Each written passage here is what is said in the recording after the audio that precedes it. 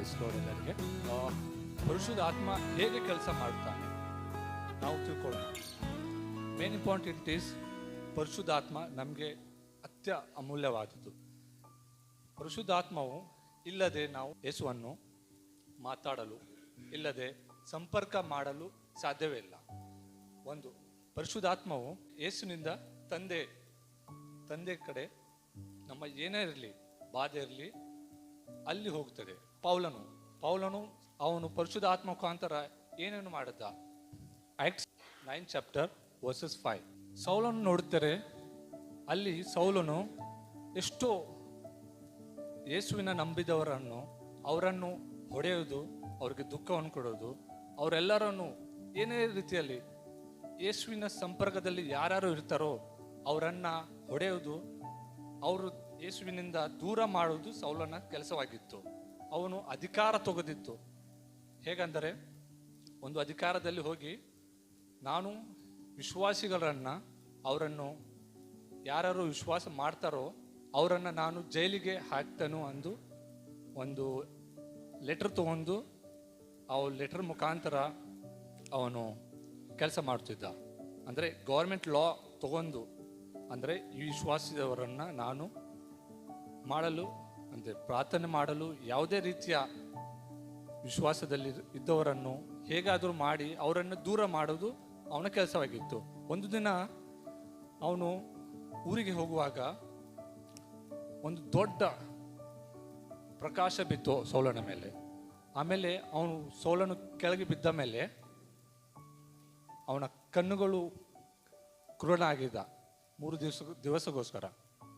ಅಲ್ಲಿ ಮೇಳೆಯಿಂದ ಆಕಾಶದಿಂದ ಒಂದು ದೊಡ್ಡ ಧ್ವನಿ ಬರ್ತದೆ, ಸೌಲನೇ ನನ್ನ ಜನರನ್ನು ನೀನು ಏಕೆ ತೊಂದರೆ ಕೊಡ್ತೀಯಾ? ವಾಣಿಜ್ಯವನ್ನು ಕೇಳಿ ಬರ್ತದೆ. ಅದು ಯಾರಂದರೆ ಯೇಸು ಪ್ರಭು. ಯಾರೂ ಇರಲಿ, ವಿಶ್ವಾಸಿಯರನ್ನ ತೊಂದರೆ ಕೊಟ್ಟರೆ ಅದು ಯೇಸುವಿಗೆ ತೊಂದರೆ ಕೊಟ್ಟ ಹಾಗೆ. ಅವರನ್ನು ಕ್ಷಮಿಸಿ, ಅವನಿಗೆ ಗೊತ್ತಿಲ್ಲ, ನಾವು ಪ್ರಾರ್ಥನೆ ಮಾಡಿ ಅವರನ್ನು ಇದು ಮಾಡಬೇಕು. ಹಾಗೆ ಇಲ್ಲಿ ಸೌಲನ್ನು ನೋಡಿದ್ರೆ ಏನು ಗೊತ್ತಿಲ್ಲದೆ ಅವರು ವಿಶ್ವಾಸರನ್ನ ಎಲ್ಲ ತೊಂದರೆ ಕೊಟ್ಟು ಕೆಲವು ಜನರನ್ನು ಅವನು ಸಾಯಿಸಿಬಿಡ್ತಾನೆ, ವಿಶ್ವಾಸರನ್ನ. ಆದರೆ ಒಂದು ದಿನ ಬರ್ತದೆ, ಯೇಸು ಕ್ರಿಸ್ತನು ನೇರವಾಗಿ ಅವನ ಜೊತೆ ಆಕಾಶದಿಂದ ಮಾತಾಡ್ತಾನೆ.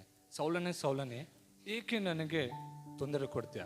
ಸೌಲನು ಕೇಳ್ತಾನೆ, ತಂದೆ ಯಾರು ನೀನು? ಅಂದರೆ ನಾನೇ ಯೇಸು, ನನ್ನ ಜನರನ್ನು ನೀನು ಹಿಂಸೆ ಕೊಡ್ತೀಯಾ? ಆ ಜನರೇ ನನ್ನ ಜನರು ಅಂತೂ ಒಂದು ದೊಡ್ಡ ಧ್ವನಿ ಬರುತ್ತದೆ.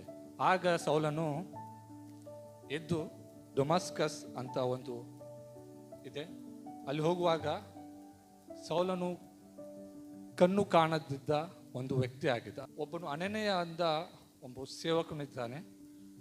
ದೇವರು ಪರಿಶುದ್ಧ ಆತ್ಮ ಮುಖಾಂತರ ಮಾತಾಡಿ ಆ ಒಂದು ಸೌಲಿಗೆ ಪ್ರಾರ್ಥನೆ ಮಾಡಿ ಅವನಿಗೆ ಕಣ್ಣು ಬರುವಂತೆ ಮಾಡ್ತಾನೆ.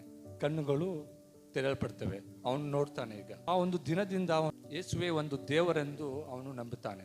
ಹಾಗೆ ಹೋಗಿ ಅವನು ಒಂದು ದೇವರ ಪ್ರಚಾರವನ್ನು ಮಾಡ್ತಾನೆ.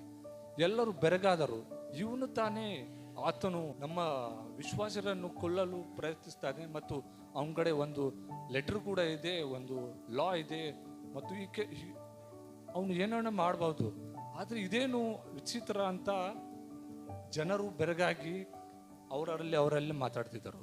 ಹಾಗೆ ಏನೇ ಇರಲಿ, ಅವನ ಹೃದಯ ಕಠಿಣವಾಗಿರಲಿ, ದೇವರು ಒಂದು ದಿನ ಪಾಠವನ್ನು ಕಲಿಸ್ತಾನೆ.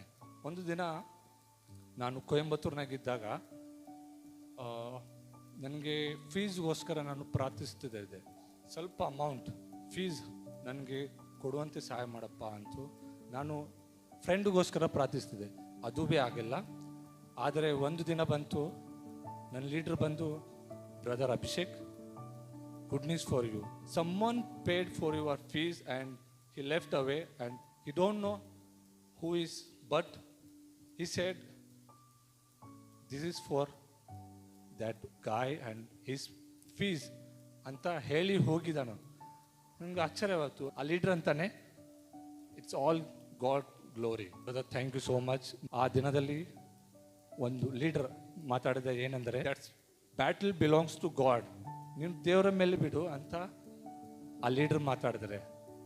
ನಂಗೆ ಆಶ್ಚರ್ಯವಾಗಿ ನಾನು ಸಂತೋಷಪಟ್ಟು ಎಲ್ಲರಿಗೆ ಥ್ಯಾಂಕ್ಸ್ ಹೇಳಿ ಮತ್ತು ಅಲ್ಲಿಂದ ನಾನು ಔಟ್ರೀಚ್ಗೆ ಹೋಗಿ ವಾಕ್ಯವನ್ನು ಸಾರಿದ್ದೇವೆ. Thank you.